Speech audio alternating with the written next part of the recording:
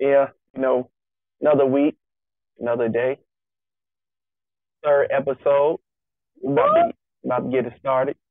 How was your week? My week was pretty awesome. It was a short week of work for me. I only worked 4 days, so I got a long 3 day weekend. How was your week? My week was pretty good. 3 days on, 3 days off. Little overtime here and there. You know, can't complain, can't complain. I know that's right.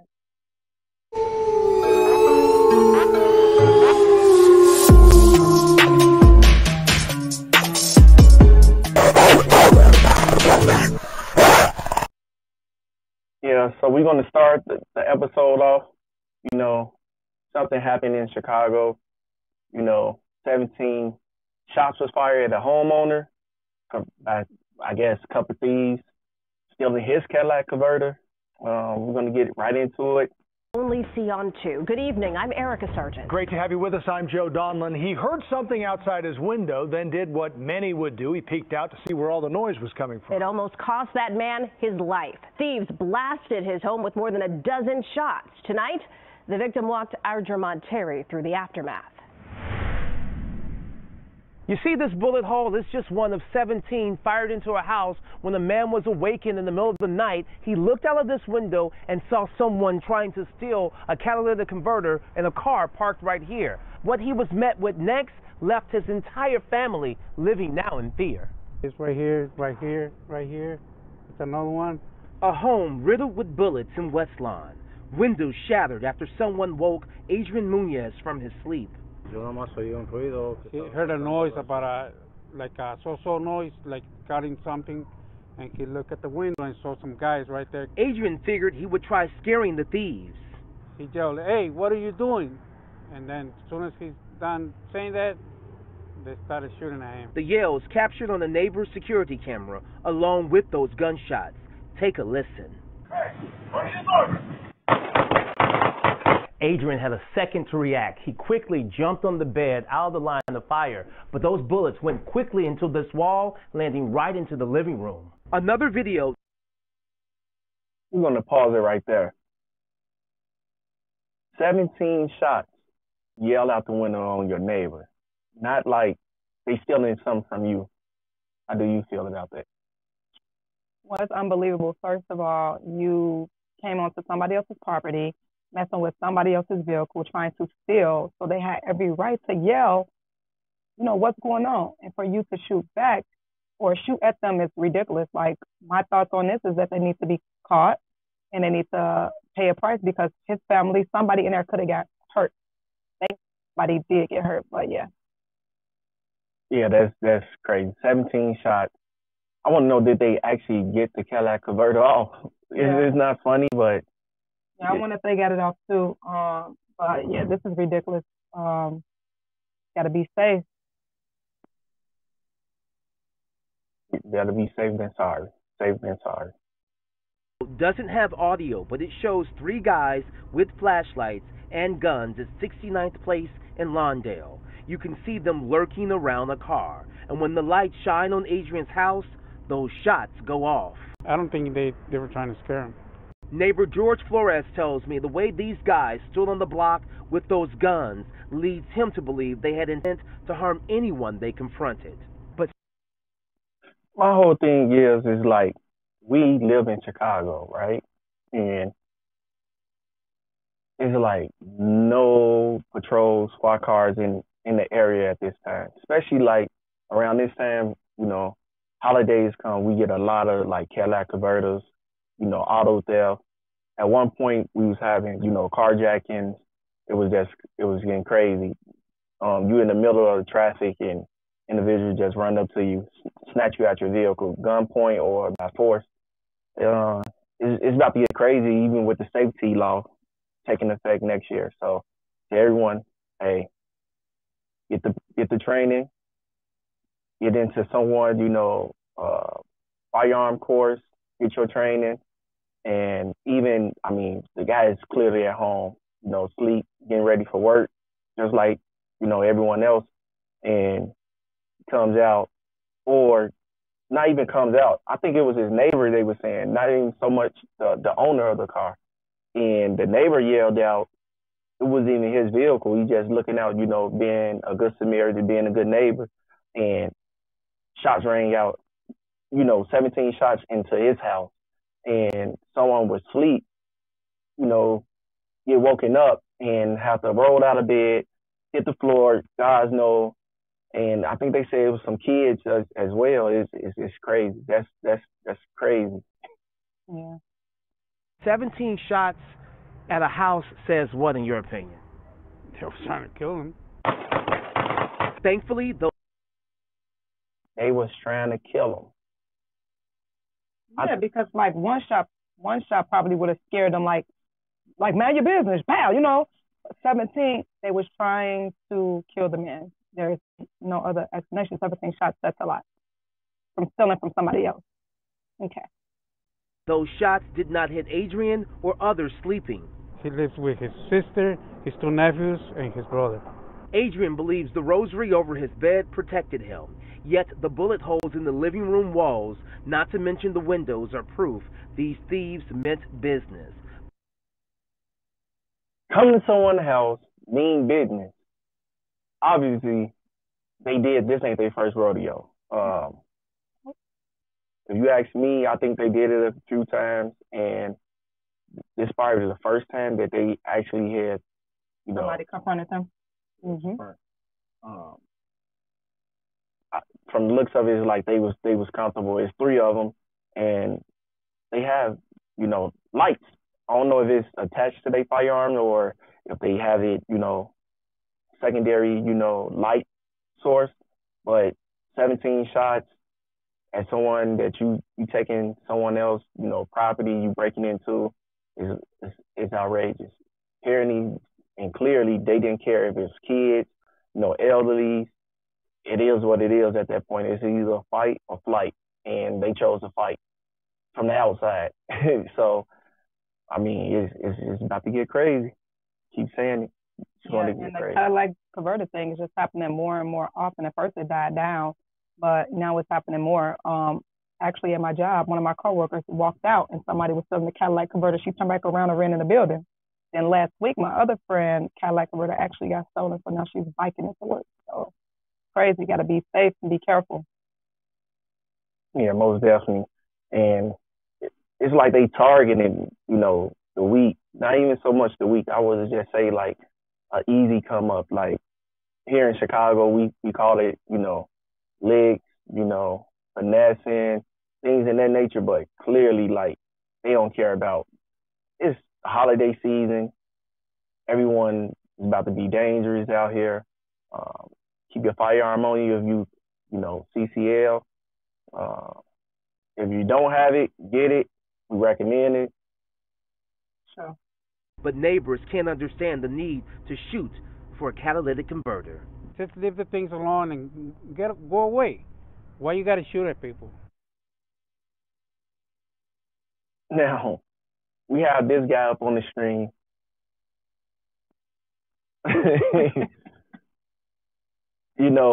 He has a firearm. I mean, the state must be open carry. The state must be open carry, but still, take a look at that picture, guys. That is a big firearm to be concealing to carry, open carry. It's just there. And he's not even protecting it. Like somebody can literally just walk up on the side of him and snatch it if they wanted it. It's just there. Out in the open it. Yeah. No holster. Like excuse me. Like you said, it got to be a open carry state. But when is enough or is not enough? That's the question. He's grocery shopping. You got a buggy, a cart full of, it don't even look like groceries. It look like just soda, like cabbage. He got his shorts on, his 2 socks. From the looks of it, to me, head down, not aware of his surroundings, I could easily just walk up to him and snatch it in his mind. What you think? I agree. Like you said, like they must be open carry for a fact because somebody would have called the police if it wasn't open carry when they saw that. He's not aware of his surroundings. His head is down. He has it at 3 o'clock. Yeah. Don't recommend anybody carry at 3. Anybody can walk up to you, snatch it out. Then what you gonna do? Try to fight for it? Like, and that's just too big. No matter if it is open carry, like who wants to carry that? Like, how you gonna have to ups on somebody by the time you even try to get it out from off your side? Somebody already gonna do whatever they want to do if they want to do it to you. Crazy. What you guys think? I mean, we described that he had a white tee, shorts on, two socks, in the grocery store in the aisle, head down, you know, not even paying attention to his surroundings. I mean, give us y'all thoughts in the comment section down below. But to me, that's a no-go. No-go. Each other's daughters. Stephen Fabian on a story that has even the local sheriff shaking his head. Police say the two dads got into a high-speed cat-and-mouse face-off on the highway. They say there were sudden stops, obscene gestures, even a bottle thrown at one car, until suddenly gunfire erupted. This dad allegedly opened fire and hit a 5-year-old girl in the leg. Cops say the other dad fired back as many as 8 times and hit a 14-year-old girl in the back. I need help! This guy just shot my daughter! He shot my daughter in the leg! I know where this guy Is one dad. Shootout on the highway. Road rage. Road rage. Because someone threw an object or a bottle out the car.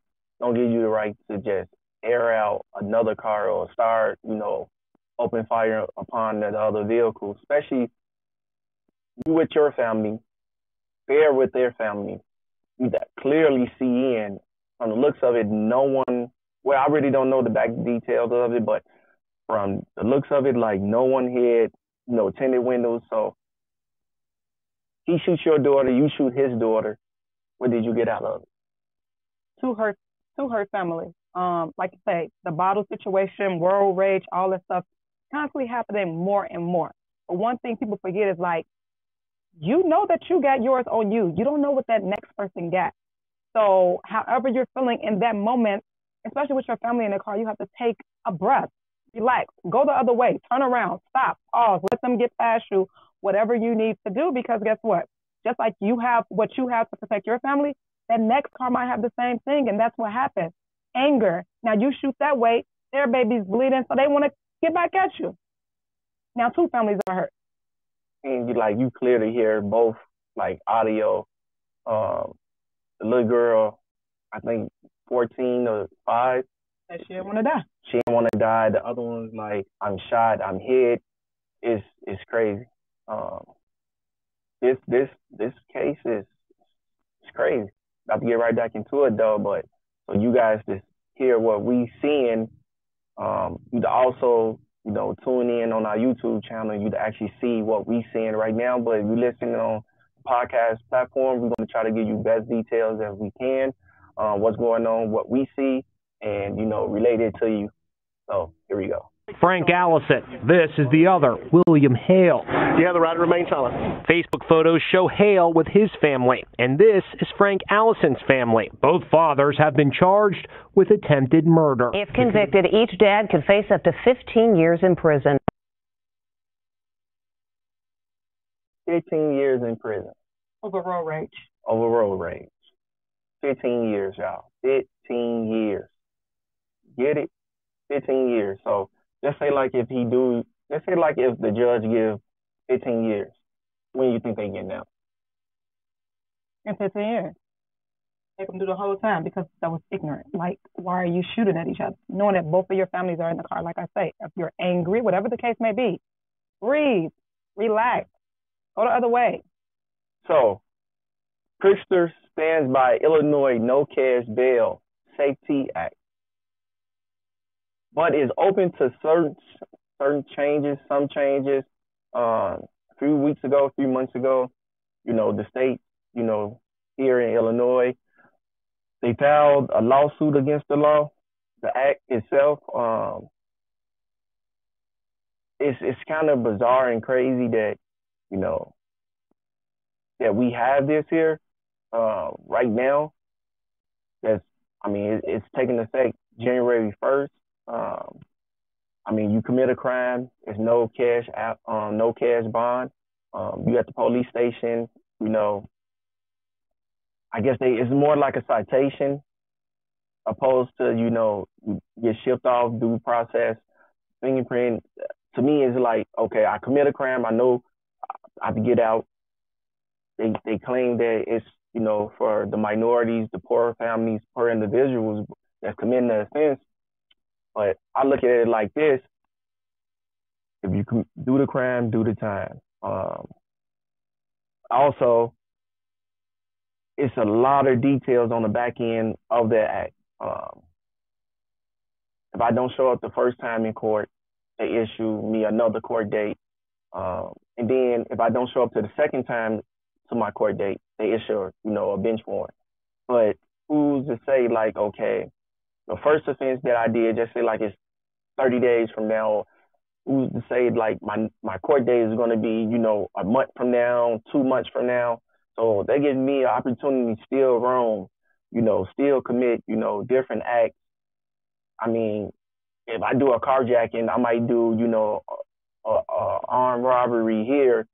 You know, is kidnapping is one. That's beyond me. A lot of forcible felons, you know, now falls underneath this act. You know, robbery, burglary, kidnapping, second-degree murder.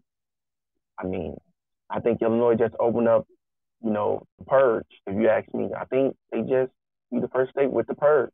Capped off his Election Day win celebration yesterday, but now the clock is already starting on his second term. On the to-do list, figuring out the changes to the Safety Act.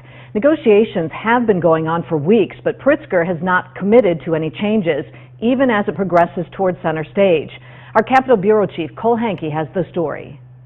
There's not much time for Democrats to celebrate their wins. Veto session starts next week, and the big item on the schedule, the Safety Act, which eliminates cash bail. While addressing reporters for the first time since he was declared the winner, Governor Pritzker said he is standing by his previous stances on the law. Oh, there's a lot of work that's been done by the General Assembly over the last number of months in working groups, and so they're going to bring that to the veto session, and I'll be watching carefully. I've made my thoughts clear, and we'll see if we can get something done during the veto session to address the changes. But not the ones that state's attorneys and law enforcement really want to see. He wants to amend the act to prevent opponents of the law from acting in bad faith.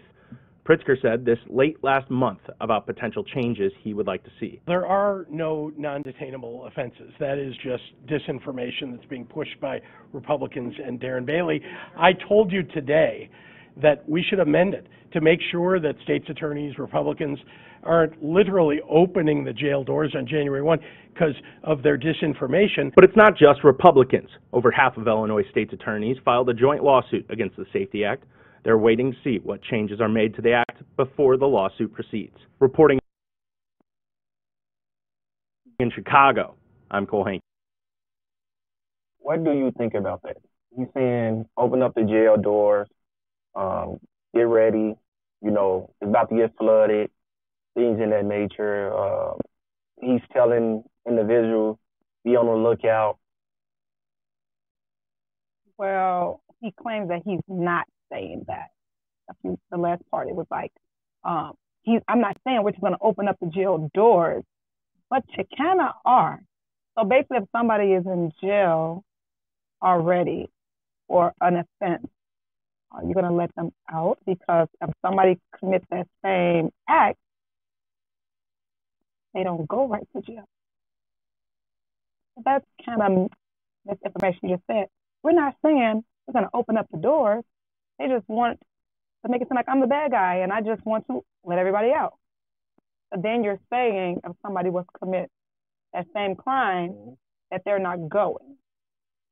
Well, it's a no cash bond, which means you don't need money, funds to get out at that moment. Like I say, it's more like you write a citation, you go your court date, that's how I look at, for me, that's how I look at it. Like, it's like a slap on the wrist now. Opposed to you actually have to wait to your due date or your court date for due process. We already know, the Constitution, everyone is innocent to proven guilty, but also the Safety Act saying like the judge, has the authority, the power, the will, the last say so of his discretion if he's going to give you, a cash bond or if they're going to detain you or not. But you have to go and wait. I mean, unless they have a judge right then and there at the police station, I don't see this going nowhere or it's going to change. That's just me. Unless they have a judge present 24/7 at these police districts, that's the only way I can see, because I still have to issue a court date. It might, like I say, it might be 30 days, it might be 2 weeks, it might be a month, 2 months, 3 months. I still out there committing crimes, still out there, doing God's, what. So that's my thoughts on it. He's saying it's not like that, but I don't see it. What do you see it his way, or do you see it your way? What would be one thing that you would change? Me personally, I would take the no cash bond bail away, and I would have like a TV judge, or when they get processed and they go through it, and then that judge would determine right then and there once they get shipped to 26 in California, opposed to, okay, you just go. I agree. And then all of it is kind of crazy to me. So I'm really waiting for them to get in there and see if they're really going to pass this act in January. Because, like I said, if somebody commits a crime and they go, like, does it depend on what crime? No, because it's a whole list of crimes that they're trying to say apply to this. And it's like, how do you know if that person is not going to, so say if it is kidnapping. Okay, y'all found whoever they kidnapped, obviously, because now they're in jail. But if you say no cash, like, ain't they going to get out? Can't they go do the same thing over? I'm just all confused. So I honestly just need to wait and see not wait and see, but like listen more into it to really get more details, because to me, it's all a bunch of foolery. Like you say, to me, it's like the purge. Yeah, pretty much it's the purge. We're going to end it at that, guys. Thanks for tuning in. We do have, episode 4 that's coming up next Wednesday. Stay tuned. We have a special guest for that. It's going to be lit. It's another trainer, down in Florida. So we go sneak peek of Joe. Yeah, boy.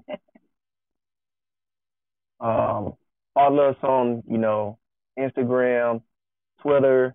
We also have our Twitch page getting up and running. Across all platforms is Sigma Wolf Defense. Twitter is Sigma Wolf Defense without the E. If you guys looking for us, we here to Google us. We here in Chicago, Illinois. If you want to support the channel, we have a Cashapp. What else? That's it. Stay tuning in for new content. Like, subscribe, comment, suggestions, anything. We're taking all that in. We're new to this, so we're true to this, so we're trying to get better. Go. And then if you're on social media, use our hashtag, the Wolf Pack. Well, hashtag Wolf Pack. Hashtag, Sigma Wolf Defense. Hashtag, the best defense is a good offense. All together. Also, if you're watching this on YouTube, hit that like button. Drop your comments down below. It helps the channel. It helps us. And like I say, we also will have audio on all podcast, platforms. So stay tuned. Join the pack. Yeah, more to come. To. More to come.